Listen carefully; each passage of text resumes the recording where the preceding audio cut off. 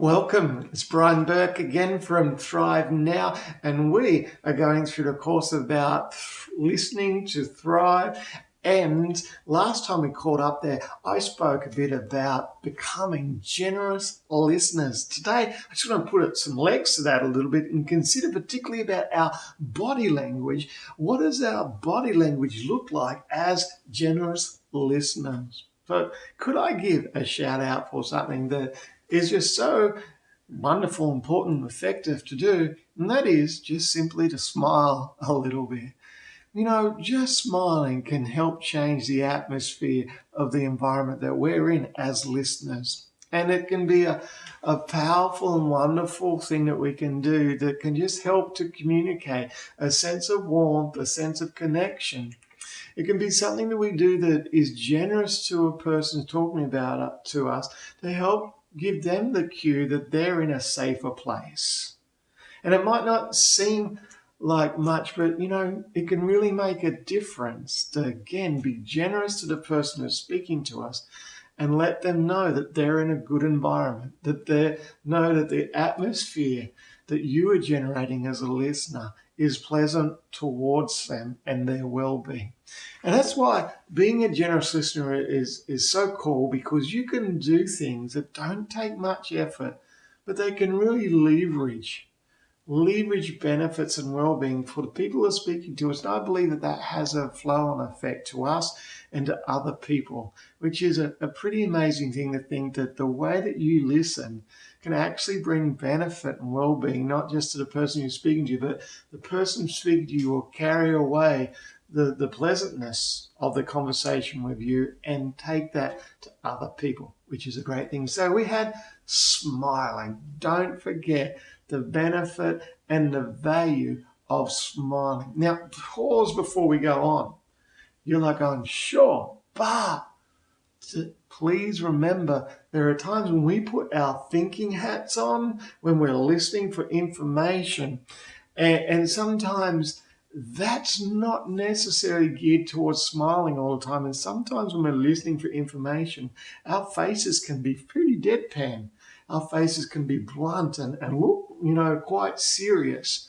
And every now and then it can be great just to give a cue to the person who's speaking to you, that you're barracking for them, or you're getting it, or you're having pleasure in the conversation by just smiling. And whilst I'm talking about smiling, another facial gesture to consider there too is simply sometimes just opening up our mouth a little bit. As we open up our mouths just a little bit, it can help to move us from seeing, sometimes just agitated or tense to a sense of being open as well. To bring you back to a thought, when we get angry, sometimes we purse our lips, pull them together, we're agitated. And we can subtly, sometimes there can be a miscommunication about lips being tight sometimes if we don't open them every now and then. So I'm encouraging you during your conversation sometimes just try just opening up your mouth a little bit there. Don't go to the full stage of yawning and so forth. We know that's not going to help. But just a little bit of being aware, smiling and keeping your mouth open just a little bit sometimes can benefit in being generous listeners with our non-verbal body language. So some other things, be aware of your body posture. Is it open? Is it communicating a sense of warmth and generosity, or is it closed off? So classic things such as, here, there, you've got your arms folded, the head's down like that sometimes, or, whatever, you've got your back turned to them more there, and you're really communicating a sense of coldness a bit more than warmth. So that's something to be aware of as well. Now, along those lines is considering our hands. Is it more open in our gestures? Is it a tight fist, that they're even sometimes behaviors that might be distracting to the speaker. We're looking at watches and phones and things like that a lot? Are we pacing, or sometimes are we just simply fidgeting a lot, where it's like, oh man, maybe I could rein in some of my fidgeting a little bit. And I say that with caution because I personally, I am a fidgeter, and I know my wife pulls me up on that a bit there. So I'm not trying to say take out all the fidgeting in the world, but just a little bit maybe could be helpful for some people as well.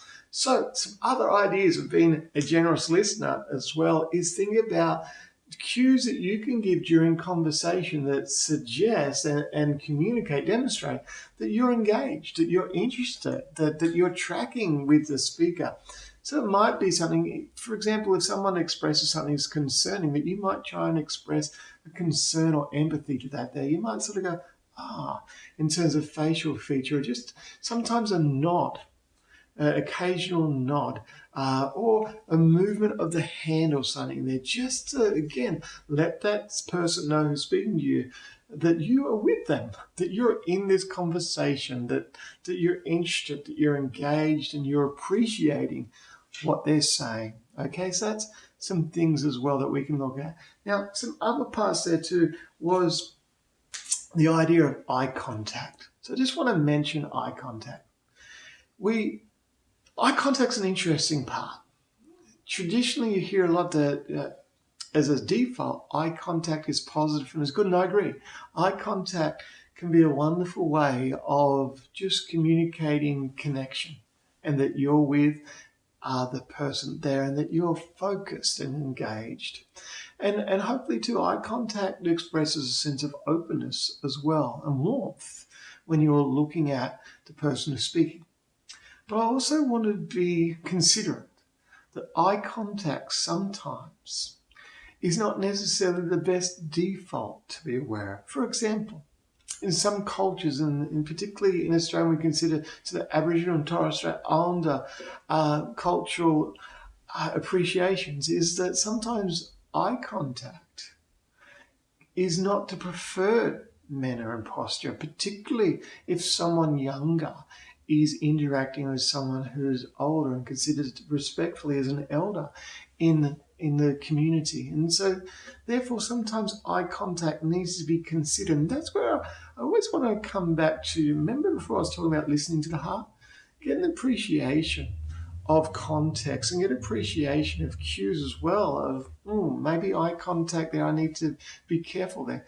And even sometimes if I'm talking to someone who is struggling with self-esteem, then it can be fairly confronting and intimidating if I'm purposely maintaining eye contact when they're feeling just a bit intimidated and awkward, and their power base is feeling just uneven. If I'm staring at them, I might be meaning well, but my eye contact could be a bit uncomfortable. And that's where, again, I don't just say look at eye contact always in body language, but consider the context and consider the cues that you're getting when you're engaging eye contact, and see, hey, are we on the right track here, or do I need to modify it a bit more out of respect and appreciation for where this person who's speaking to me is coming from? So that's something to consider as well. Now, one of the other parts, people can sometimes talk about mirroring. You might hear that if you look through different body language and listening strategies. And mirroring, fancy words, isopraxis, or the chameleon effect, literally means sometimes that when we're in conversation there, that we can mirror the body language of the other person. For example, someone speaking to you might be just rubbing their head a little bit like that, and you start to do the same thing, or they're just doing this, and you find yourself doing that as well. Now, I want to propose to you that if you try and do mirroring out of a sense of trying to, if you could say, I don't want to use the word force, but to manipulate or to generate a sense of connection, I'm proposing to you, it's not going to come across very authentic. It's probably going to be clunky, and it's not real. It's not real to who you are or to the person that's speaking to you. So I encourage you to refrain from doing that. But if you find yourself mirroring the other person who's speaking to you, maybe you could just allow that as a cue to enjoy your conversation, enjoy the acknowledgement. Cool, there's a little bit of connection going on here. I'm appreciative of that and just enjoy the moment a little bit. So that's a part of mirroring. And I think that wraps up. I'm just looking down there to make sure I've covered all the things. Sorry. So that will do it for today. Just some little hints, some little cues of how to be generous listeners in terms of our body language. Enjoy the rest of your day. Have a great time. I look forward to be able to catch up later with you again in our journey on becoming great listeners that we can thrive in our listening. Thank you. Bye-bye.